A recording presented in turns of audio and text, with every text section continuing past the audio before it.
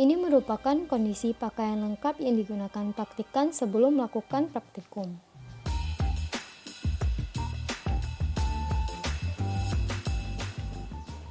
Praktikan harus menggunakan masker untuk menghindari terhirupnya gas beracun. Google Glass digunakan untuk menghindari adanya percikan larutan kimia atau panas saat bekerja di laboratorium. Selain itu, rambut juga harus dalam keadaan pendek ataupun diikat. Jas laboratorium harus digunakan dengan benar, yaitu tertutup seluruh kancingnya dan berlengan panjang. Perhatikan bahwa sarung tangan yang digunakan tidak robek ataupun berlubang. Jas laboratorium berfungsi untuk memproteksi tubuh dari kontak dengan bahan-bahan berbahaya yang ada di laboratorium.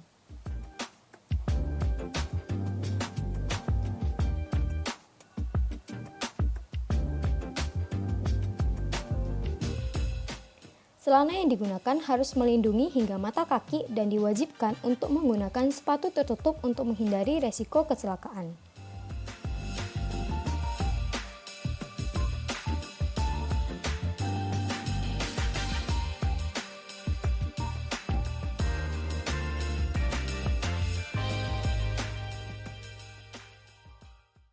Beberapa peralatan yang diperlukan dalam percobaan ini adalah pipet volume, pipet tetes, buret, Erlenmeyer 250 ml, corong gelas, gelas arloji, sendok sumu, pengaduk,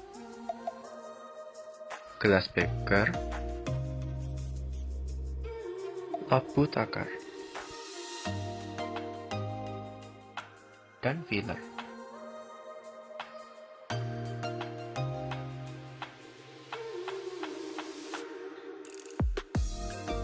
Beberapa bahan yang diperlukan dalam percobaan ini adalah larutan sampel NaCl, Aquades, K2ClO45%, larutan AgNO3, dan larutan NaCl 0,1N.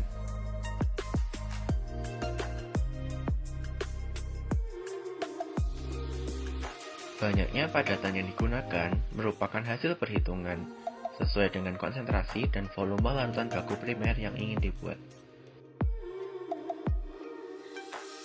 Setelah ditambahkan sejumlah Aquades, larutan perlu diaduk agar padatan dapat larut di dalam Aquades.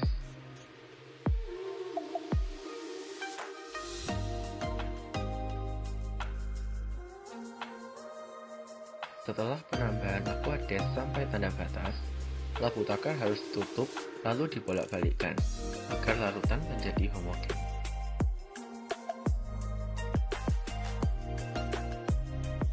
Larutan NaCl yang digunakan merupakan larutan baku primer hasil tahap pertama pada percobaan ini.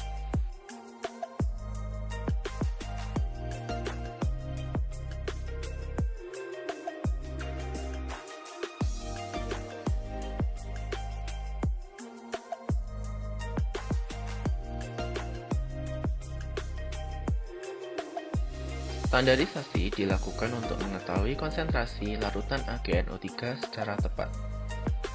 Selama titrasi, labu Erlenmeyer harus digoyangkan agar titran merata di seluruh larutan dalam Erlenmeyer atau larutan menjadi homogen.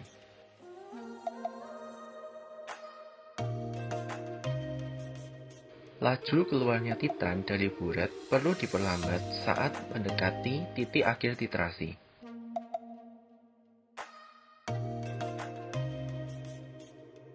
Hal tersebut juga menandakan titik akhir titrasi.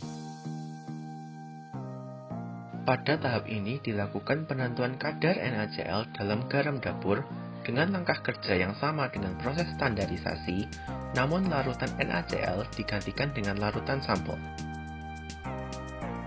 Reaksi Blanco indikator dilakukan untuk mengetahui volume larutan AgNO3 yang bereaksi dengan indikator yang digunakan. Volume Aquades yang digunakan adalah sama dengan volume akhir titrasi pada tahap sebelumnya.